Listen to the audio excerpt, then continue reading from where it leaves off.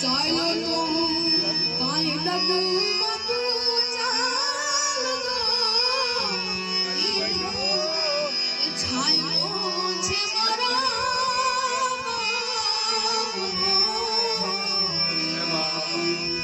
એ આવો મીઠો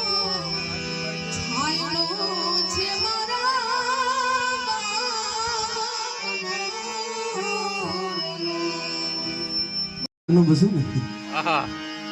અરે ધાવેણ ધાને કામ થયું કુડ જોઈ બડ કરંત જેનો બાપ યારી હોય તે બેગણ કામ મરંત નાનું હોય તો નાનું બસું છે સાહેબ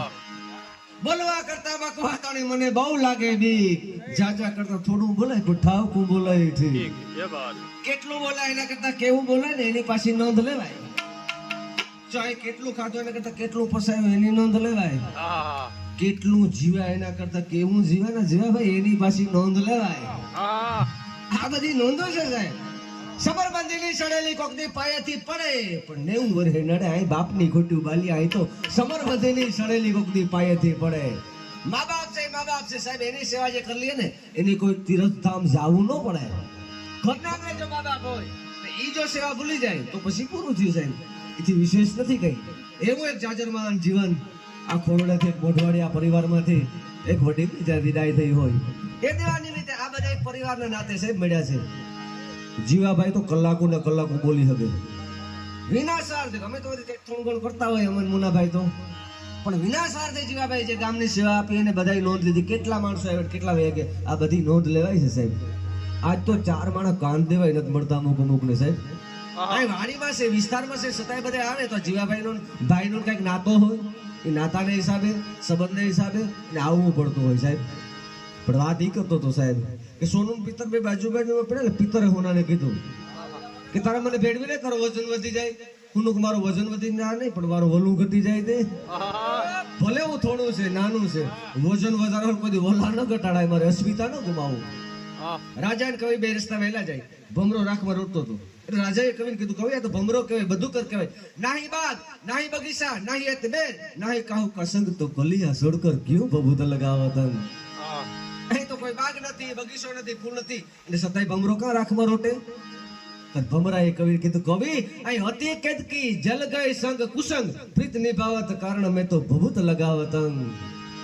અહીં જૂનું ખેતર હતું એમાં વાડ હતી ને વાડમાં મારી કેદકી હતી એમાં મારું રહેઠાણ હતું પણ કુદરત કરું વાડ હરકેમાં મારી કેદકીને હાલ બેહાલ થઈ ગયા એટલે મારી મોહબત આટું થઈ અને હું રાખમાં રોટું છું તો બાજુમાં કેરનું ઝાડવું હતું મરક મત દાંત કરીને ભમરા સુખ દુઃખ સોહીએ સંગ જબ લગ્ન હે કેદકી તો બેઠ મોરે હે ભમરા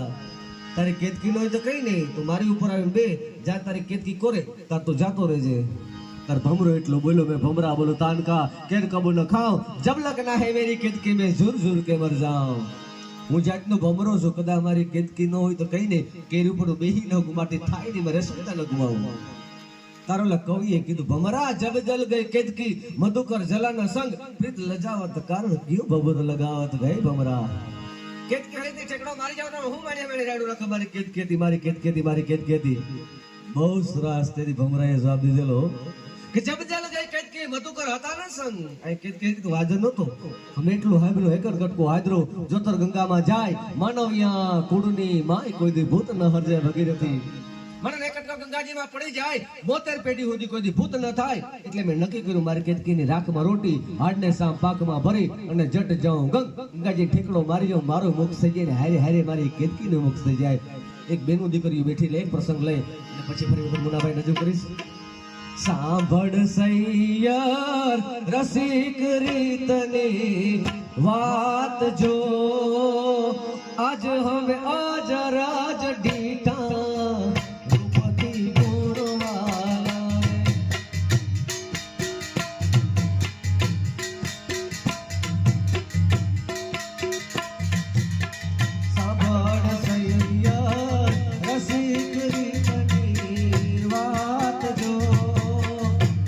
હવે આજ રાજ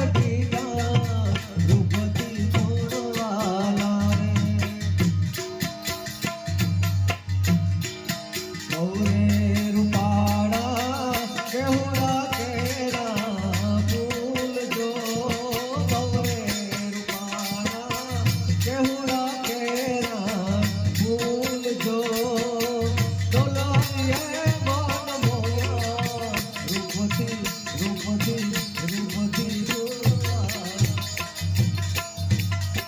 સાંભળ સૈયા રસિક રીતની વાત જો આજ હમે અજરાજ દીના રૂપથી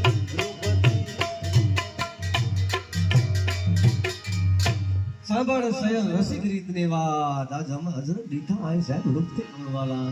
કોહિલવાડ ધણી અલકાવાળા કાઠીને એમ થયું કે અડલા તેમ કે પાપના પોટલા બાંધ્યા છે ત્રણ પેટથી ગોહિલવાડ હારે જેને જીગાણા મંડાણા છે ખૂનાની મૂઠવાળી તરવાલ દઈ અને અલકાવાળા કાઠીનું જેને ગોહિલવાડ ધણીએ બારવટું પાડ પાડેલું એ અલકાવાળાના ધીરે ધીરે દ્વારકાની જાત્રા જાય છે સૌરાષ્ટ્રમાં ફરતા ભરડા પથમાં જેથી પગલા માંડેલા હિંગલી ગામનો પાદર આવે હિંગલી ગામના પાદરમાં આવી જય માતાજીનો પડકારો થયેલો હિંગલી ગામના મળદ જે મોણસાળા હતા ને ઉભા થઈને જેને આવકારો દીધેલો અલકાવાળા કાઢીને કોઈ કે અમારી ઝૂંપડી આવેલા આવો કોઈ કે અમારે ને રાતવાસો કરો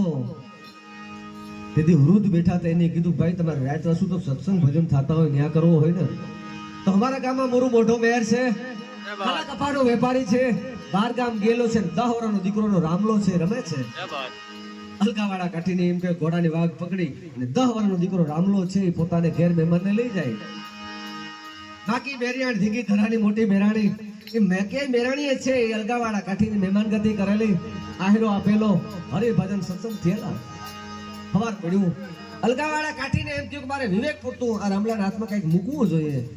એટલે પોતે નાકે છે બે દોતા કામ એ બેરાણી અલકાવાળા કાઠીને એમ થયું મારે કંઈક દીકરાને વિવેક પૂરતું આપવું જોઈએ એટલે પેલા જમણા ખિસ્સાની આંગળીમાં હાથ નાખે પણ હવા રૂપિયા વાહરી નું ભાળે ને કાઠી જેવું કાઠી મજાય ગો જી ઘરને રાતમાં શું કર્યું જ્યાં મહેમાન ગતિ ઘરને હુરીએ કેમ સડાવવો વિચાર કરે છે નાકે પામી ગયેલા કંઈક મુજાણા હોય બે દોતા નાકી એટલું કીધું ભાઈ તમે કંઈક મુજાણા હોય એવું મને લાગે ના બેન એવું કઈ નથી હું તો એમ કહું કેટલું દ્વારકા ખાતું હોય કેવો રસ્તો હોય ના ભાઈ સાચું બોલો સાચું ન બોલો તો તને મારા રામલાના ભક્ત છે આ મેરાણી નો પડકારો સાંભળે ન સુટકેલ ગાવાળા કાઠીને એમ કેવું પડ્યું બેન મારી પાસે 100 રૂપિયા વાહરી હતી ને એ નો ભાળી ને એટલે મને એમ થયું શું થયું છે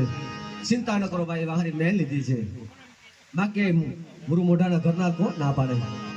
વેપારી ઠણણ ચાંદીના 100 રૂપિયાનો વાહરી તૈયાર કરી અલકાવાળા કાઠીને હાથમાં મૂકવા જાય એક બાજુ મારતે ઘોડે ગોહિલવાળો દીવાન આવેલો એક બાજુ મેરાણી વાહરી દે છે એક બાજુ પોતાનો દીકરો વાહરી દે છે કાઠી જેવો કાઠી મુંજાઈ ગયો 70 વાર બારવટું કર્યું કોઈ દી મુજાણો નહોતો મેરાણીની પાસે અલકાવાળા કાઠી એટલું બોલો બેન મેં તો ભાગવતમાં એવું સાંભળ્યું હતું કે દ્રૌપદીના શિર પૂરવા ભગવાન કૃષ્ણ આવ્યો તો મેરાણી હિંગલીના પાથરમાં તે મારી આબરૂ રાખી છે સાંભળ સૈયર રસિક રીતની વાત જો આજ હમે અજરાજ દીધા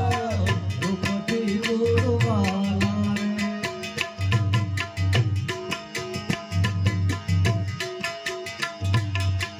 સાંભળ સૈયર રસિક રીતની વાત જો આજ હમે અજરાજ દીધા રૂપથી ગુરુવાલા ઓરે રૂપાડે બગલા કેરી બાપ જો ઓરે રૂપાડે બગલા કેરી બાપ જો કોયલ બોલે ને જગરી રે ઉપતિ ગુરુવાલા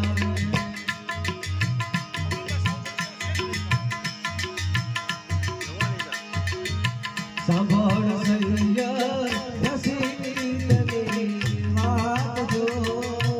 આજ હમ અજરાજ દીધા રૂપથી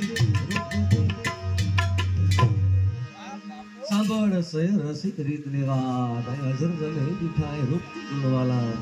આ સાહેબ જગત છે ગુણનો ઉપાસક છે રૂપનો નહીં જે મને જે કઈ કામ કરે ને એને કવિ કાયમી માટે નોંધ લીધી છે ગોહિલવાડની અંદર ખાબા ગામની દીકરી બગારા ગામમાં હારે ગયેલી પોતાના મલકમાં જે દુષ્કાળ પડેલા આય કુએ કાદવ આવ્યા નદીએ ખૂટ્યા નીર ગાય મકોડે ભરખા ને સ્ત્રી વેસા બાળ આ દુનિયાની સાહેબ પરિકાષ્ઠા છે દુઃખ છે ઈ ભેગા કરે સુખ છે ઈ નોખા કરે દીકરીના મલકમાં જેથી દુષ્કાળ પડેલા ને દીકરીને ગામના માણસો કહેવા લાગે બેન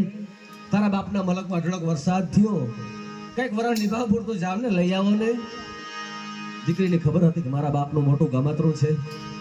નમાલો ભાઈ છે ભોજાઈનું સલણ છે કેમ જવું વિચાર કરે છે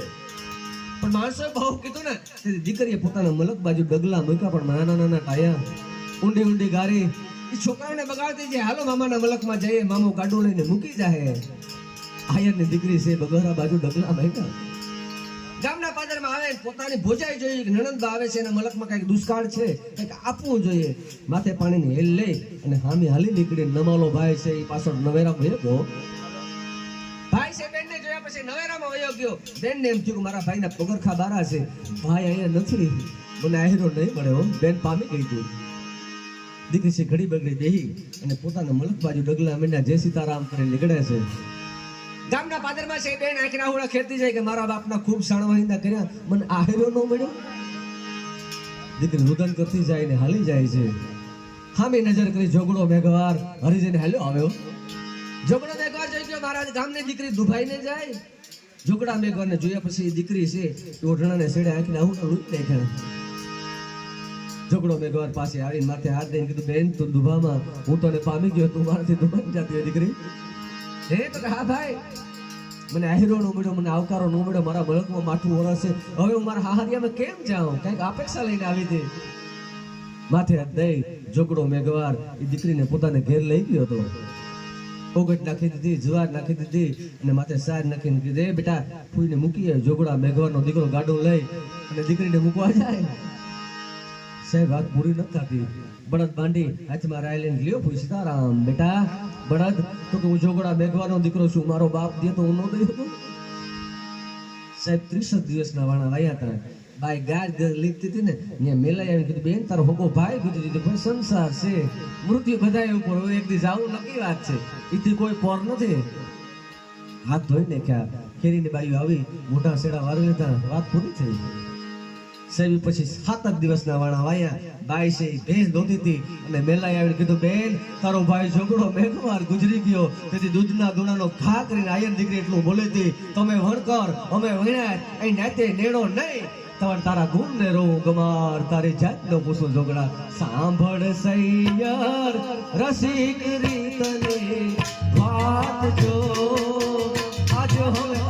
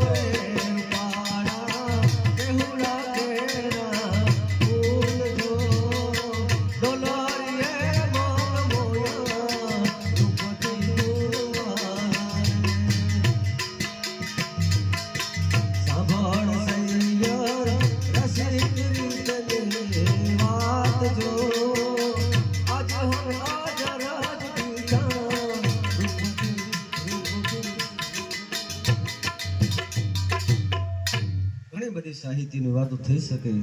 પ્રસંગને સમય લગશે મુનાભાઈ સરસ મજા બાકી તો કેટલું જીવાય ન કરતા કેવું જીવાયની વાત કરતો હતો પેલો ખાટલોમાં ડોહો પીડ્યો તો જીવ જાય ને પાછો વળે જીવ જાય પાછો વળે શિયાળ દીકરાનો બાપો અભાગ્યો જીવ જાય પાછો વળે આખું કટક ભેગું થયું બાપા જીવ કાં તમારો ન જાય સાધુને બોલાવે એમ કીધું રામ બોલી જાય જીવ વયો જાય જોજો ન બોલ્યો બોલ્યું ન હવે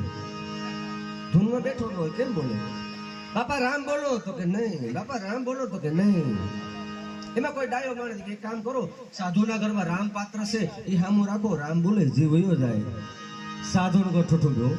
બાપા શું છે તો કે જુહટવાનો છે રામ તો નહીં હોય ન બોલે હવે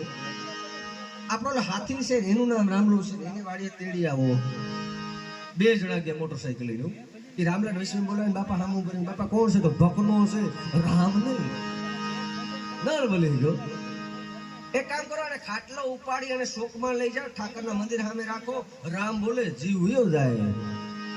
ખાટલા હકો પડ્યો, શોકમાં લઈ જાય. બાપા હું છે તો ગામો કઈ મોઈ રામ નહીં, હર ભજવું હક બોલવું દોનો બાતા મલ. એ નરને પછી ઉતરે ને આઠો પોરમલ. ભજન કરવો, ભાવ કરવો, ભગવાન થી રાખવો ભાવ. ખીમરાજ કે ખલકમાં હેલો નથી હાવ. આ તો કોઈ સંતા સુરા અને હરિ ભગતાઓને હોય, ન હોય કોઈ દી નાક વઢે આઈ સંત જ્ઞાન સાંભળા. આ તો સંતા સુરા અને હરિ ભગતાઓને જ હોય. હારે ઘેર જ ભજન થાય. મને તો ઈ વિચાર થાય મુનાભાઈ કે આ બધું આયોજન કર્યું કોને? આ 3 કલાકારને નક્કી કર્યા. આ હવાર કેમ થાય ખબર ન પડે. એવા એક ધુરંધર પ્રાચીન ભજનના જાણકાર અમારા મુનાભાઈ, જેને સાહેબ એક ચોપડી ભણેલ નથી, ખોપડીમાંથી જ બોલે. ચોપડીમાં તો જોતાય નથી. એવા એક ભજનિયા રે સરસ મજાની સંતવાણી લઈ અને મુનાભાઈને વિનંતી કરી. બાપુએ સરસ મજાનો દોર આપણે બધાને આનંદ કરાવ્યો. યુવરાજભાઈ છે પાછા રાઉન્ડ યુવરાજભાઈ ને લે આવો. મુનાભાઈ પ્રસન્ન અને લક્ષી સરસ મજાની સંતવાણી. મુનાભાઈ જય ભાઈ.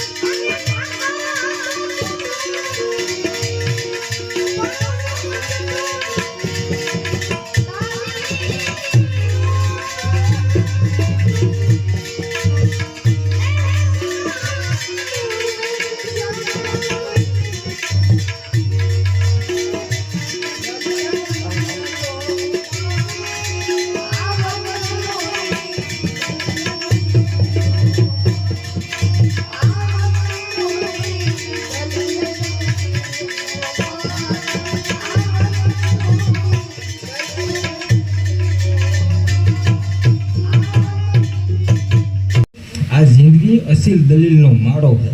તો ખંભે કોથરોનો એટલે મજૂર બોલ્યો કે આ તો વેઠની ગુણી છે બાપ. સમજ્યા? તો હસતું રમતું ઓલું બાળક બોલ્યું કે આ જિંદગી તો બહુ આનંદી છે. સોન કવિ લાખણ કહે જેને જેવી મળી પણ આ જિંદગી જીવા તેવી હે બાપા. જીવતરને નાખી દીધા જેવું જીવતર નથી.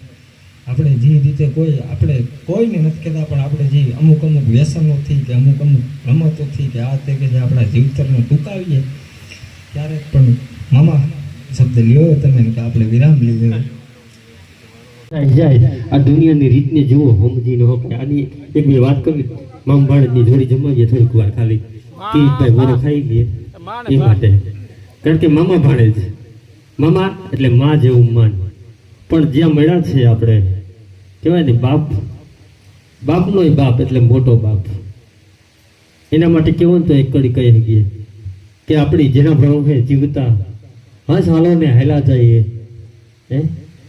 હંસ હાલો ને હાલા જઈએ, એ સરોવર ક્યાં સુકાય. કારણ કે આથી આગળ બોલવું ને એક મારા માટે અઘરી વસ્તુ છે ત્યારે. પણ કહેવાય ને કે સમય પ્રમાણે એક વાત કરવી નાનકડી યાદ આવે દિલીપભાઈ, કે જ્યાં જેની જરૂર તેને ત્યાંનો તો જાય. એક બાકા ઘર બાળે કાયમી ઘરમાં રખાય. બાકા હે ધારે તો આખા ઘરને ઉજાડા કરે, પણ હરેક ઘરમાં હોય.